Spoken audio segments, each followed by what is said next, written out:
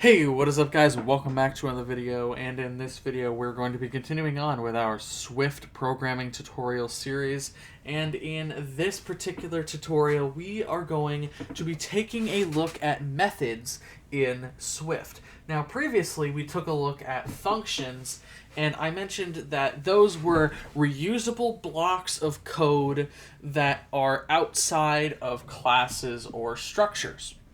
And I mentioned that we were going to cover classes and structures later. Well, here we are. We covered classes, and we're going to cover methods here. So, what are methods then? Well, methods are functions that are encapsulated within a class. So they're inside of classes. They're also inside of structures, but again, we haven't covered structures yet. So, so how exactly do we create a method then? Well, a method is exactly the same syntactically as a function.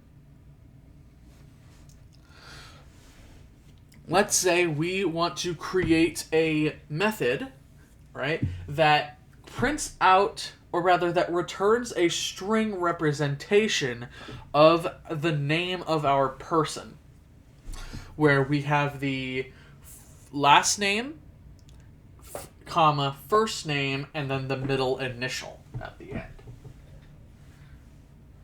So to do that, we can say func. Oh, I need to go into Xcode. Duh. Okay. Inside of Xcode in your class, below your initializer, we're going to say func. We're going to say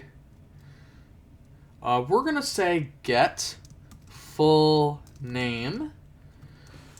Go ahead and do empty parentheses because this is not going to take any parameters. We're going to space our little arrow for returning and string. Open that up, and there we go.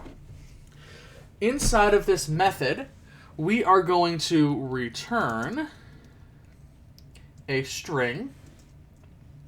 And inside of this string, we are going to have first name, or rather, not so much first name,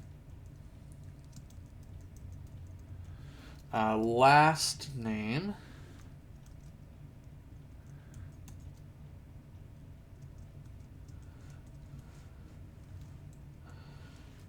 comma, space,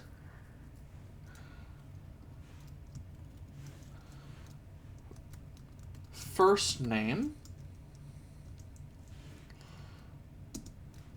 and middle initial.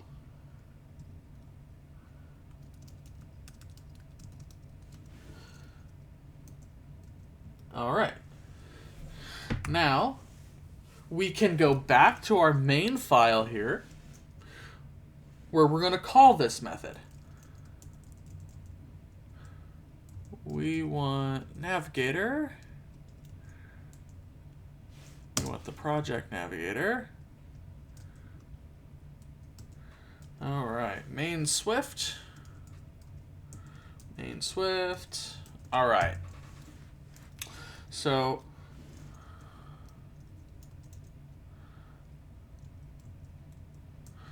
we're going to get rid of person 2 and all that stuff. All right. So we have our person.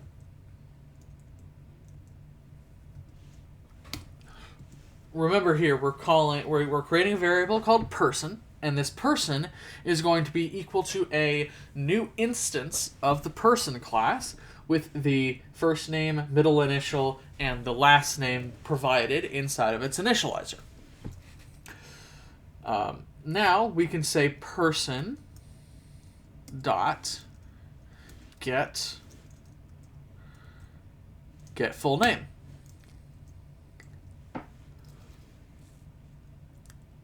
Right? And we can say var full name is equal to, and we can print full name.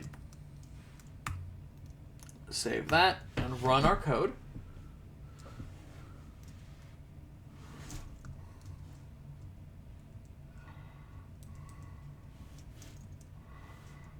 We're going to replace that.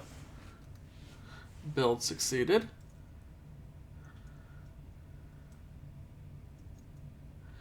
And there we go.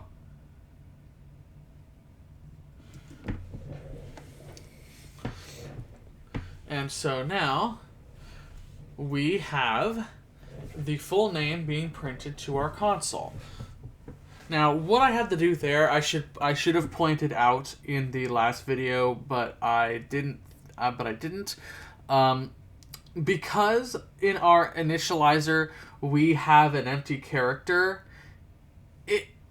Swift can't take an empty string and convert that to a character in that way that we did that. So it crashed. Make sure that you actually populate it with an actual character. I primarily did what I did to get rid of the error, and I should not have done it that way. So let's go ahead and fix that while we're here.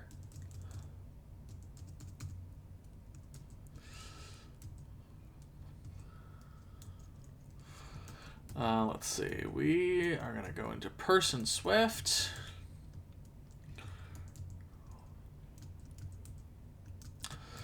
All right.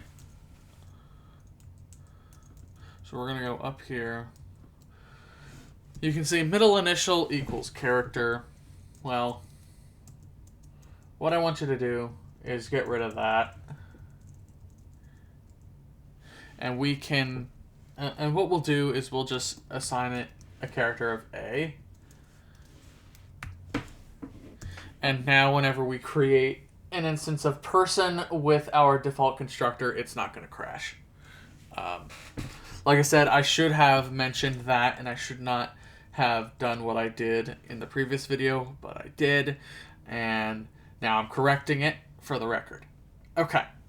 But we've covered methods. Let's go back over how a method works, just so we can get a better grasp on it. All right.